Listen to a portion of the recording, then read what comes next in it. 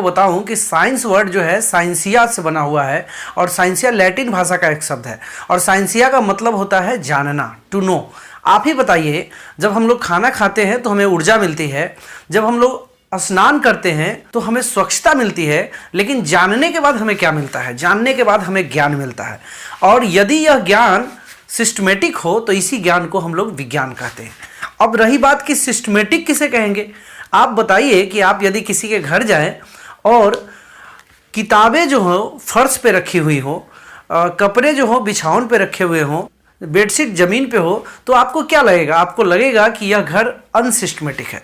बिल्कुल उसी तरह से ज्ञान भी अगर सिस्टम में नहीं हो तो ये खुद आपको एहसास हो जाएगा। जैसे मैं आपको एग्जाम्पल के तौर पे देता हूं कि अगर मैं कहता हूं कि आप अपना परिचय दीजिए और आप अपने परिचय में बताते हैं कि आपके पिताजी एक क्लर्क हैं, आपका छोटा भाई 6 क्लास में पढ़ता है, आप बिल्कुल सही जानकारी दे रहे हैं अपने बारे में, आप अपने बारे में जो नॉलेज दे रहे हैं उसमें कहीं कोई एतराज नहीं है। लेकिन समस्या क्या है कि आपके द्वारा दिया जाने वाला नॉलेज जो है अनसिस्टमेटिक है। आपको नॉलेज कैसे एक्सप्लेन करना चाहिए था, आपको नॉलेज को कैसे प्रोवाइड करना चाहिए था, आपको सबसे पहले बोलना चाहिए था कि मेरा नाम यह है, मैं इस क्लास में पढ़ता हूँ, मेरे पिताजी का नाम ये है, वो ये काम करते हैं, मैं इतने भाई और बहन हूँ, मेरा भाई इस क्लास में पढ़ता है, मेरी बहन इस क्लास में पढ़ती है। ये नॉलेज जो अभी मैंने कहा ये सिस्टमेटिक नॉलेज हुआ। तो मैं आपको यह बता दूं कि आप बिल्कुल यह ना सोचें कि केमिस्ट्री, फिजिक्स, मैथ को ही साइंस बोलते हैं, हिस्ट्री सिविक्स को साइंस नहीं बोलते हैं, या किसी बाकी नॉलेज को साइंस नहीं बोलते हैं। कोई भी नॉलेज जो कि सिस्टम में होगा उस नॉलेज को साइंस कहेंगे। अगर आप में से किसी को इस पेन के बारे में सिस्टमेटिक नॉलेज है तो उसको भी साइंस बोलेंगे। आपको नॉलेज है कि यह पेन इस कंपनी ने बनाया है, इस पेन को बनाने में इतने दिनों का समय लगा है, इस पेन को बनाने में इतने मजदूर ने इतने दिनों तक काम किया है, इस पेन को बनाने में ये मटेरियल इतने मात्रा में लगा है, इस पेन का कलर इस रंग का है। यानी इस पूरे जानकारी को आप एक व्यवस्थित ढंग से प्रस्तुत करेंगे तो वो भी विज्ञान होगा। अब हम बात करेंगे कि यह विज्ञान, यह साइंस कितने तरह का है। साइंस 2 प्रकार का है, एक फंडामेंटल साइंस या इसी का नाम बेसिक साइंस है, और दूसरा है अप्लाइड साइंस। अप्लाइड साइंस क्या है? साइंटिफिक नॉलेज के प्रैक्टिकल एप्लीकेशन को अप्लाइड साइंस कहते हैं। जैसे आप अपने नॉलेज का किसी इंजीनियरिंग वर्क के लिए यूज करते हैं तो इंजीनियरिंग वर्क जो हो गया वो अप्लाइड साइंस हो गया। आप केमिस्ट्री का कोई नॉलेज है, उससे कोई मेडिसिन बना रहे हैं तो मेडिसिन जो हो गया वो अप्लाइड साइंस हो गया, यानी प्रैक्टिकल पर्पस के लिए। जैसे आपका कंप्यूटर आप यूज कर रहे हैं, वो कौन सा साइंस है? अप्लाइड साइंस है। लेकिन इस अप्लाइड साइंस के लिए जो साइंस नॉलेज, इस अप्लाइड साइंस के लिए जो साइंस का नॉलेज बेस के तौर पे काम करता है, उसे फंडामेंटल साइंस या बेसिक साइंस कहते हैं। यह फंडामेंटल साइंस 2 प्रकार का होता है, पहला इंपेरिकल साइंस और दूसरा फॉर्मल साइंस। इंपेरिकल साइंस क्या है और फॉर्मल साइंस क्या है, मैं आपको बताऊं। ऑब्जर्वेशन से जो ज्ञान प्राप्त होता है, प्रेक्षण से जो ज्ञान प्राप्त होता है, उसे इंपेरिकल साइंस कहते हैं। रहा बात फॉर्मल साइंस, तो फॉर्मल साइंस में हम लोग गणित की पढ़ाई करते हैं और लॉजिक की पढ़ाई करते हैं। जो लोग कंप्यूटर प्रोग्रामिंग पढ़ते होंगे उनको आइडिया होगा कि लॉजिक क्या होता है। कंप्यूटर प्रोग्रामिंग में बहुत सारा लॉजिक हम लोग यूज, यानी लॉजिक और मैथ की जो पढ़ाई है उसको फॉर्मल साइंस कहते हैं। इंपेरिकल साइंस 2 तरह का है, पहला नेचुरल साइंस, दूसरा सोशल साइंस। नेचुरल साइंस क्या है? वैसा साइंस जिसमें आप नेचर से रिलेटेड स्टडी करते हैं, नेचुरल फेनोमेना का स्टडी करते हैं, प्राकृतिक घटनाओं का अध्ययन करते हैं, उसे नेचुरल साइंस कहते हैं। और जिसमें आप समाज और मानव का जो व्यवहार है उससे संबंधित जो पढ़ाई करते हैं उसे सामाजिक विज्ञान कहते हैं। सामाजिक विज्ञान में समाज से जुड़ी हुई पढ़ाई, और प्राकृतिक विज्ञान में प्रकृति और प्रकृति से संबंधित घटनाओं की पढ़ाई।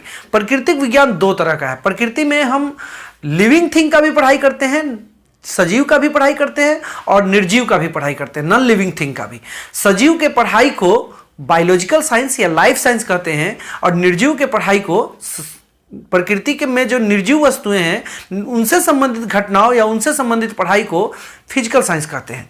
अब जैसे मैं आपको बताऊं कि मैं अगर कहूं कि गांधी जी की पढ़ाई कहाँ होगी, समाज में होगी कि प्रकृति में होगी? गांधी जी की पढ़ाई, अकबर की पढ़ाई, बीरबल की पढ़ाई, ये सब समाज में होगी, और इस पढ़ाई को आप हिस्ट्री बोलते हैं। तो हिस्ट्री आएगा सामाजिक विज्ञान में, हिस्ट्री आएगा सोशल साइंस में, सामाजिक विज्ञान में। दूसरा, अगर मैं बोलूं कि नागरिकता की पढ़ाई, राष्ट्रपति की, प्रधानमंत्री की पढ़ाई, ये सब कहाँ पे आएगा? तो आप खुद बताएंगे कि ये सामाजिक विज्ञान में आएगा, और इस पढ़ाई को हम लोग सिविक्स बोलते हैं, पॉलिटिकल साइंस बोलते हैं। ये ये सोशल साइंस का हिस्सा हो गया। इसी प्रकार से आप अगर मैं कहूँगा दहेज प्रथा, बाल विवाह, इसकी पढ़ाई कहाँ होगी? तो इसकी भी पढ़ाई समाज से जुड़ी हुई है, तो इसकी पढ़ाई समाज में होगी, और इस पढ़ाई को हम लोग सोशोलॉजी बोलते हैं। इसी तरह से अर्थव्यवस्था का जो पढ़ाई है, मुद्रास्फीति या फिर महंगाई, ये सब समाज से जुड़ी हुई बातें हैं, तो इसलिए इन सब की पढ़ाई भी कहाँ पे होगी? सामाजिक विज्ञान में। तो अर्थशास्त्र, ये भी समाज का टॉपिक हो गया, सामाजिक विज्ञान का पार्ट हो गया। अब इसी प्रकार हम लोग प्राकृतिक विज्ञान में आते हैं, और प्राकृतिक विज्ञान में जो वस्तुएं जीवित हैं वो बायोलॉजिकल साइंस, उनसे जुड़ी हुई पढ़ाई को, और जो मृत वस्तुओं से जब संबंधित पढ़ाई है वो फिजिकल साइंस। अब जैसे जीवित वस्तुओं, जैसे एनाटोमी, शरीर विज्ञान, पूरे शरीर के बनावट का पढ़ाई है, ये बायोलॉजिकल साइंस में आएगा। जूलॉजी, जंतु विज्ञान, बायोलॉजिकल साइंस में होगा। तीसरा बोटनी, वनस्पति विज्ञान, बायोलॉजिकल साइंस में होगा। और निथोलॉजी, पक्षी विज्ञान बोलते हैं, ये भी आप बायोलॉजिकल साइंस में होगा। इस तरह से अनेकों विज्ञान होंगे जो आपके बायोलॉजी वाले सर आपको और डिटेल में बताएंगे। अब हम लोग इधर आ जाते हैं प्रकृति के नॉन लिविंग थिंग के बारे में। जैसे मैं कहूँगा हवा की पढ़ाई कहाँ होगी, समाज में कि प्रकृति में? तो आप बोलेंगे कि हवा की पढ़ाई प्रकृति में होगी। प्रकृति में जीवित वाले में कि मृत वाले में? तो मृत वाले में, यानी हवा की पढ़ाई कहाँ पे होगी? फिजिकल साइंस में। मिट्टी की पढ़ाई फिजिकल साइंस में, चुंबक की पढ़ाई फिजिकल साइंस में, कार्बन की पढ़ाई फिजिकल साइंस में, नाइट्रोजन की पढ़ाई फिजिकल साइंस में। तो चुंबक की पढ़ाई फिजिकल साइंस में, लेंस की पढ़ाई फिजिकल साइंस में, और इस पढ़ाई को भौतिकी बोलते हैं, फिजिक्स। फिजिक्स कहाँ पे होगा? फिजिकल साइंस में। इसी प्रकार केमिस्ट्री, कार्बन की पढ़ाई, कार्बन तो समाज में होगा नहीं पढ़ाई, नेचर में होगा। नेचर के जीवित वाले में होगा कि मृत वाले में? मृत वाले में होगा। तो कार्बन से संबंधित, हाइड्रोजन से संबंधित, पदार्थों के संरचना से संबंधित जो पढ़ाई है केमिस्ट्री, उसकी पढ़ाई होगी फिजिकल साइंस में। इसी प्रकार अर्थ से संबंधित पढ़ाई है जिसको जियोलॉजी बोलते हैं, भूगर्भ शास्त्र, यह भी फिजिकल साइंस में। इसी प्रकार समुद्र से संबंधित पढ़ाई ओशिनोलॉजी, यह भी फिजिकल साइंस में। इसी तरह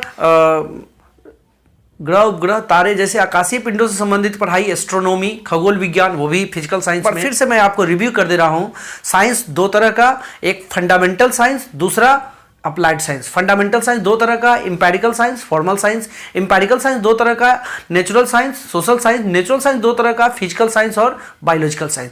तो ये पूरा क्लासिफिकेशन रहा। हर क्लासिफिकेशन में मैंने आपको डेफिनेशन भी बताया है, मैंने एग्जाम्पल भी दिया है। तो आज के क्लास में दोस्तों इतना